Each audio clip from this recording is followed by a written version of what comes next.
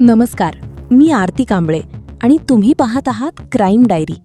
चॅनलला सबस्क्राईब करा आणि आम्हाला फॉलो करायला विसरू नका. वाराणसीमध्ये घडलेली एक विचित्र आणि तितकीच धक्कादायक लूट सध्या सोशल मीडियावर जोरदार चर्चेत आली आहे. कारण इथे लूट करणारा आरोपी हातात पिस्तूल घेऊन उभा होता, पण त्याचवेळी अत्यंत शांत आणि विनवणीच्या सुरात म्हणत होता, कॅश दे ना यार, खूप कर्ज झालंय, फक्त 10,000 दे. ही घटना 9 मे 2026 रोजी रात्री सुमारे 8 वाजण्याच्या सुमारास वाराणसीतील बडागाव परिसरातील काझिया राय येथील जनसेवा केंद्रात घडली. नेहमीप्रमाणे केंद्रचालक जावेद अली आपल्या दुकानात उपस्थित होते. त्याचवेळी हेल्मेट घातलेला एक संशयित युवक दुकानात आला. काही वेळ तो इकडे तिकडे फिरत राहिला आणि अचानक ग्रिलमधून जावेद अली यांच्यावर पिस्तूल रोखली. मात्र त्यानंतर जे घडलं ते पाहून सर्वांनाच धक्का बसला. आरोपीने अगदी साध्या आवाजात सांगितलं, भाऊ कॅश दे, खूप कर्ज घेतलंय, फक्त 10,000 दे.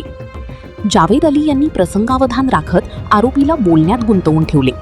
त्यानंतर त्यांनी अचानक मोठ्याने आरडाओरडा सुरू केला. आवाज ऐकताच घाबरलेला आरोपी घटनास्थळावरून पळून जाऊ लागला. पण जावेद अली यांनी धाडस दाखवत त्याचा पाठलाग केला. बाहेर परिसरातील नागरिकांच्या मदतीने आरोपीला पकडण्यात आले.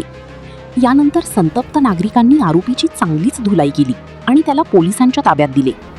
पोलीस चौकशीत आरोपीचे नाव गौतम पटेल असल्याचे समोर आले. तो भरतपूरचा रहिवासी असून एका खासगी शाळेत शिक्षक म्हणून काम करत असल्याची माहिती आहे. वाढते कर्ज आणि हप्ते भरण्याचा ताण यामुळे त्याने ही लूट करण्याचा प्रयत्न केल्याचे तपासात समोर आले आहे. विशेष म्हणजे आरोपीने लुटीसाठी फक्त 10,000 रुपयांची मागणी केली होती. त्यामुळे सोशल मीडियावर या घटनेची चर्चा मासूम लुटेरा म्हणून होत असली तरी कायद्याच्या दृष्टीने हा गंभीर गुन्हाच मानला जात आहे. सध्या आरोपी पोलिसांच्या ताब्यात असून पुढील तपास सुरू आहे.